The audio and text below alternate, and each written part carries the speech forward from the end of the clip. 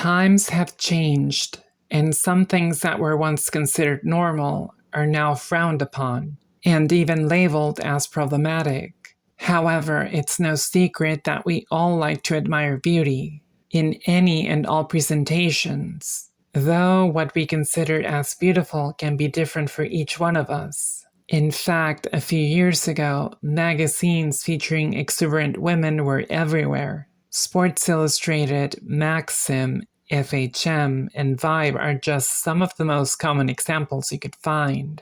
And given their popularity, it was only a matter of time before the format would make its way into comics, which, by the way, is a medium which has always been filled to the gills with highly attractive women. And so, for a few years, Marvel gave us these swimsuit specials, which was nothing more than a cascade of pinups featuring some of the spiciest women and men in comics. So, let's take a deep dive into the beloved but also deeply hated Marvel Swimsuit specials from the 90s. It all started on 1987, when the alternative comic publisher Fantagraphic Books released the now iconic unlicensed special Amazing Heroes Illustrated, which was a knock on Sports Illustrated magazine. This special featured illustrations of some of the biggest mainstream characters in beachwear, which actually proved to be quite popular with audiences. So naturally, Marvel being Marvel, would try to replicate the magic on 1991 by releasing the first Marvel Swimsuit special, with art by some of the best comic book artists of that time, and featuring the most popular characters available. This proved to be a winning combination, resulting in some of the spiciest, funniest, and sometimes even creepiest illustrations in Marvel history. In fact, one of my favorite things from these swimsuit specials was the fact that no character was saved from being featured, regardless of their size, hair color, skin tone, or lack thereof. Everyone was invited, included, and celebrated in one way or another. Now, of course, most of the pinups featured women as the centerfold, and this makes perfect sense, given how the base audience for these types of books is mostly male. However, I've always been grateful that Marvel always found space for the male characters, which was a nice treat for those of us who are not into women. Now, with that being said, I've always admired and looked up to those comic book gals. So I never found any of these illustrations in poor taste, especially when you consider that some of the suits and costumes these characters wear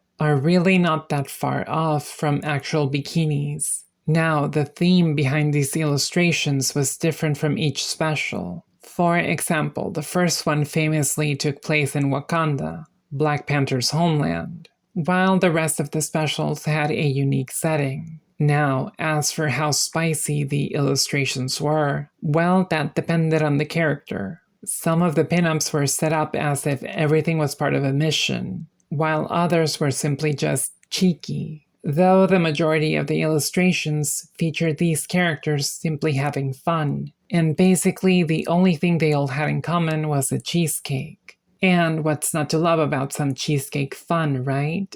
Another fun segment within these specials were the fake ads for non-existent products, which actually featured Marvel characters as the models. Again, everything about these specials was very cheeky, lighthearted, and fun, just like a fun day at the beach. Speaking of which, if there's one word that could describe these specials, it's basically fun, as these specials never took themselves seriously, offering pinups and illustrations of all kinds of characters. And I mean all kinds of characters, which included characters without skin. Because yes, believe it or not, there was a time where comics were a little bit simpler, and a lot more lighthearted, and dare I say, more fun? By the way, I'm probably gonna use the word fun far too many times, but it's true, everything about these specials is fun. These characters are having fun for a change. And I'm sorry, but it's fun seeing them having fun. Now, I will admit that back when I was a kid, I used to think these specials were silly. But revisiting them now as an adult, I'm happy these exist, as these specials have a very unique charm that could only come from the 90s. Oh, I almost forgot. Another thing I always loved about these swimsuit specials was the fact that Marvel also featured the not so well known characters and basically gave them the spotlight as if they were just as famous as the bigger ones. And so no character was treated as less than, which is actually very sweet. Now, after the success of the Marvel Swimsuit specials, the format became more than just a silly idea that actually worked. It went on to become somewhat of a tradition that was imitated multiple times.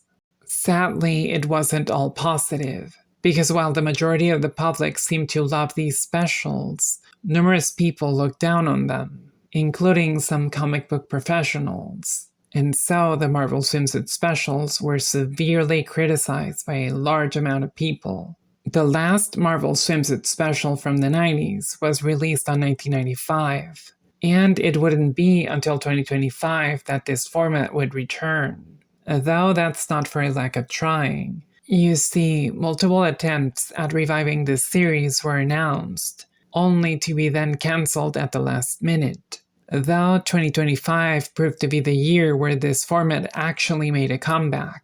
And on July of the same year, Marvel released a brand new swimsuit special, which promises to be a worthy sequel to those classics that have brought so much joy to the comic book fans. Now, will this new release actually measure up to the classic one?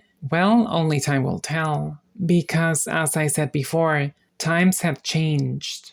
And these days, series and specials of this nature are a bit tricky to make. Or at least on the same manner as they once did. I don't really know what happened during the 2010s that somehow made it morally wrong to admire someone's beauty. But given how things are these days, this new special is bound to piss a lot of people off. So now I pass the beach ball to you, dear viewer. What do you think about the Marvel Swimsuit specials? Do you find them fun or demeaning?